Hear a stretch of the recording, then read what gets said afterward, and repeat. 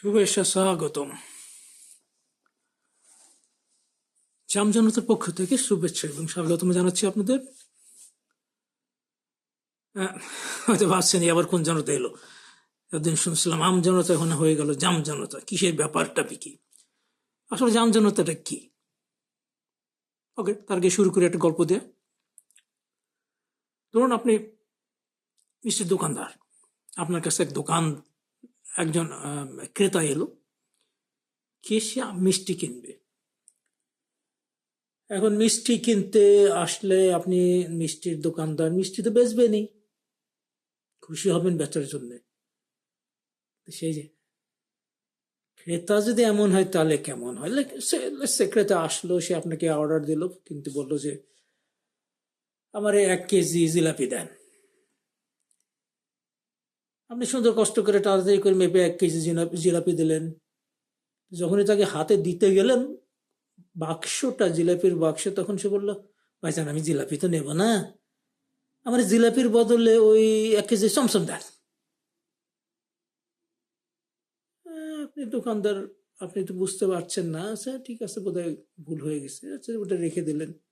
আবার 1 কেজি চমচম মেসে ওর হাতে দিলেন। ক্রেতা ভদ্রলোক এবার বললেন, ভাই আমি খুব দুঃখিত, আমি ওই চমচমটা তো নেব না, ওর পরিবর্তে আমাকে 1 কেজি রসগোল্লা দেন। একটু বিরক্ত হলেও ক্রেতা তো একবার বিক্রি হলেই লাভ, তাই দোকানদার আপনিও আবার 1 কেজি রসগোল্লা মেপে তাকে দিলেন, চমচমটা রেখে দিয়ে। এবার ক্রেতা ভদ্রলোক 1 কেজি রসগোল্লা নিয়ে আসসালামু আলাইকুম বলে হেঁটে চলে যাচ্ছেন। হ্যাঁ, আপনি লাভ দিয়ে উঠে, ভাই করেন কি, টেয়া দিয়ে দেবেন না? ক্রেতা ভদ্রলোক অবাক, সে বলছে, ভাই কিসের টাকা? কেন ভাই, আপনি যে রসগোল্লা কিনলেন সেটা টাকা দিবেন না? ও ভাই, রসগোল্লা তো আমি কিনি নাই, আমি তো রসগোল্লা নিছি চমচমের বদলে।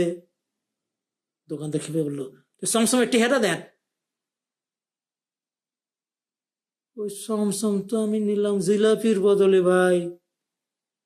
কি রে মুসিবত, জিলাপির দামটা দিবেন না? একটা তো দাম দিতে হইবে, আপনি কিনছেন যে। ও ভাই, জিলাপিটা তো আমি নেই নাই, এটার দাম কেমনে চান? দোকানদার হতবাক, কি কইব, এ কোন ছাগল? জিনা জিনা জিনা, হে ছাগল না, হে আচ্ছা বা পাগল, জিএমটিটি, জাতে মাতাল তালে ঠিক। এগুলো হইল গিয়ে আমাদের দেশের আমলা। কেন বললাম এই কথাটা এবার শোনেন। আপনি যে সচিবালয়ের একটা হিসাব করেন, সচিবালয়ে কি আছে, কেরানি সাহেবরা আছেন, তার উপরে সহকারী সচিব, তারপরে ঊর্ধ্বতন সহকারী সচিব, তারপরে উপসচিব, তারপরে যুগ্ম সচিব, তারপরে অতিরিক্ত সচিব, এবং তারও উপরে আছেন মহাসচিব, মানে সচিব আর কি। মজার জিনিস হলো, যখন একটা কাজ শুরু হবে, ওই যে কেরানি সাহেব একটা নোট দিলেন, সেই নোটের উপরে সহকারী সচিব একটা সই মারেন, ঊর্ধ্বতন সহকারী সচিব একটা সই মারেন, আবার তার উপরে উপসচিব একটা সই মারেন, তার উপরে যুগ্ম সচিব একটা সই মেরে দিলেন, অতিরিক্ত সচিব একটা ছোট্ট করে টুকটুক মেরে দিলেন আর কি। সচিব মহোদয়ের কাছে গেল, সচিব মহোদয় আবার দেখে ডম ডুম ঢাম একটা মেরে দিলেন, মানে এটা সই মারলেন। আবার সেই সই ঘুরে চলে আসতে শুরু করলো, অতিরিক্ত সচিব সই, যুগ্ম সচিব সই, উপসচিব সই, ঊর্ধ্বতন সহকারী সচিব সই, সহকারী সচিব সই।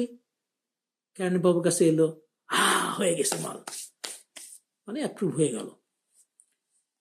সবাই কিন্তু সই করে করে গেছেন। এখন কোন এক গামলার মনে হইলো, মানে আমলার উপরে যে গামলা থাকে আর কি, সেই গামলার মনে হইলো বেটা বোধ ঠিক কামটা করে নাই।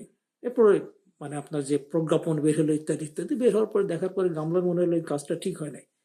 তিনি হঠাৎ করে বললেন, এই কাজটা ঠিক করো নাই, কে করছো এটা, বের করে খুঁজে বের করো, দায়ী কে? সচিব মহোদয় কাছামাছি বলল, স্যার আমি তো এগুলো কিছু করি নাই, ওই অতিরিক্ত সচিব আমাকে দিয়েছে সই করে, আমি তার উপর একটা খালি সই মেরেছি। তাহলে অতিরিক্ত সচিবকে জিজ্ঞেস করো কি করছে সে। অতিরিক্ত সচিব যখন জিজ্ঞেস করলো সে বলে, স্যার আমি তো কিছু করি নাই, আমি খালি সই মেরেছি, যুগ্ম সচিব করেছিল তার উপরে, আর আমি সই মেরে সচিবকে দিয়েছি, সচিব এটা অনুমোদন করেছে, সচিবের দায়। সচিব কয় না আমার না, এরা সই করছে তার উপরে সই। এরকম করতে করতে দেখা গেল কেরানি পর্যন্ত গেল।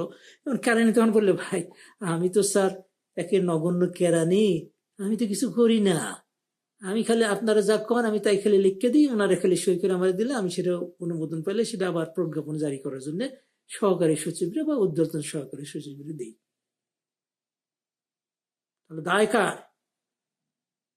আমি তো জানি না স্যার। এখন গামলা যতই সেই সচিব থেকে অসহকারী সচিব কেরানি বন্ধ দৌড়ায়, দায় খুঁজে পায় না কারো। কেন হগলতে কয় আমি তো কিছু করি নাই, হেই করছে। আর হাইরে দেখলো কয় আমি তো কিছু করি নাই, হেই করছে বা হই করছে। তাহলে দায়টা কার? কারো নাই। খরচটা কার? আমজনতার।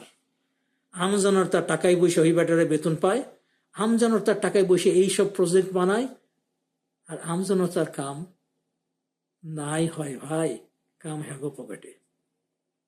যদি ধরতে যান অবস্থা হইব এই জন্যই মিষ্টির গল্প দিয়ে শুরু করলাম। আমরা যারা আমজনতা তাদের এই অবস্থা।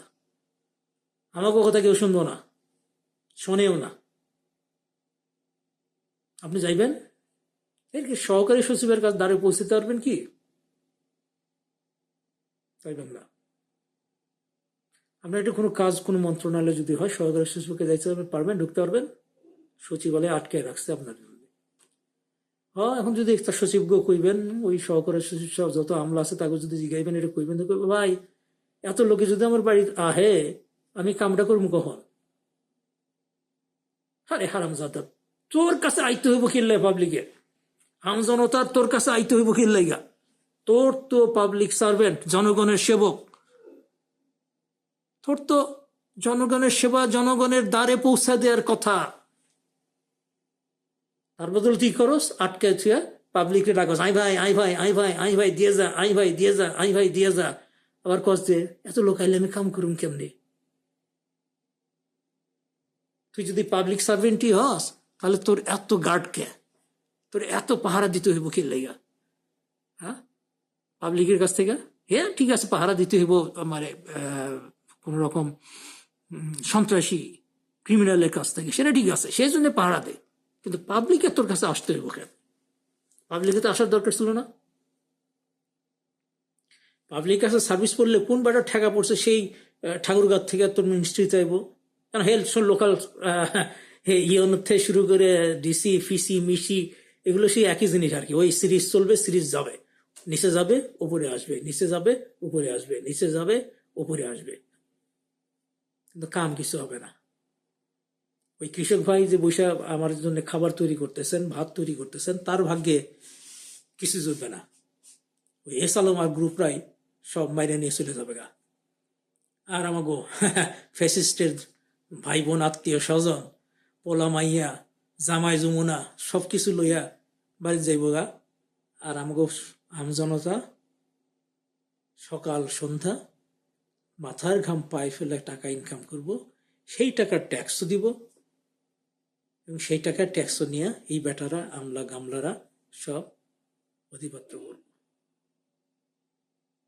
আমাকে উপরে রাজা হয়ে বয়ে থাকবো।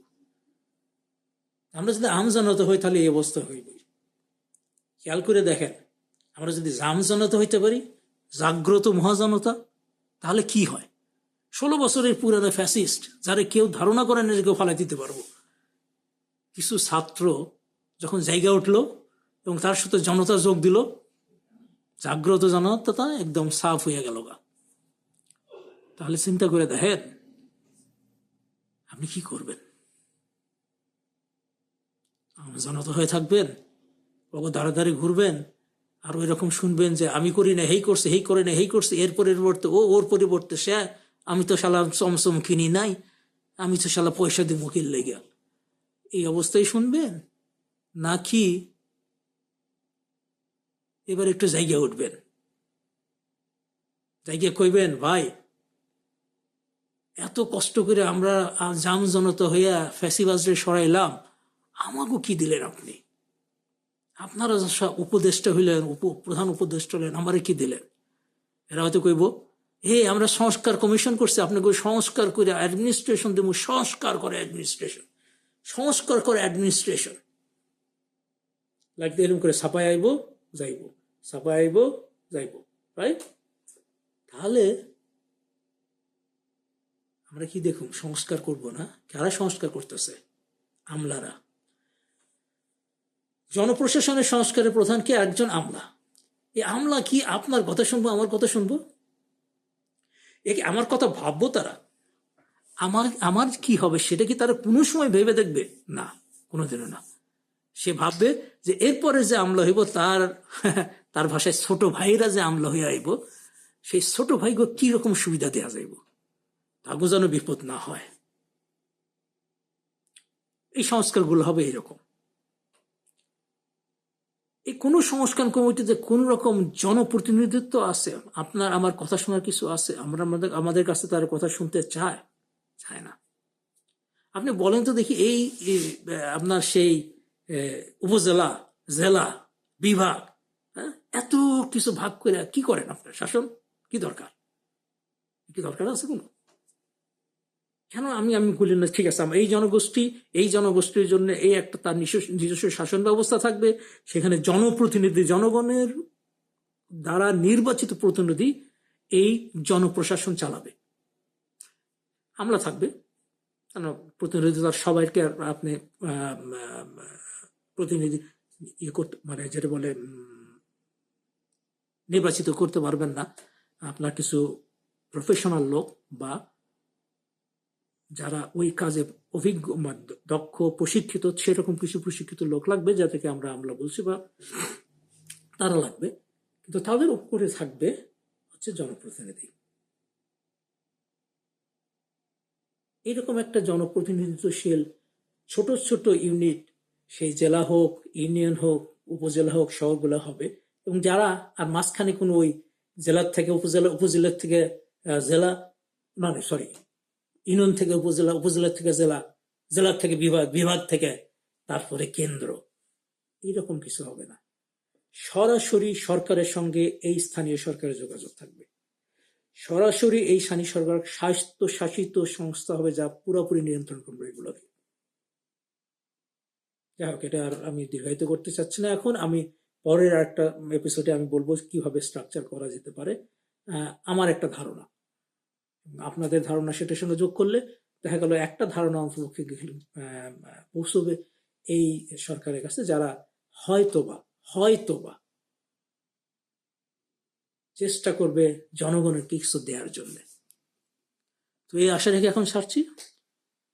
জামজনতা জয় হোক।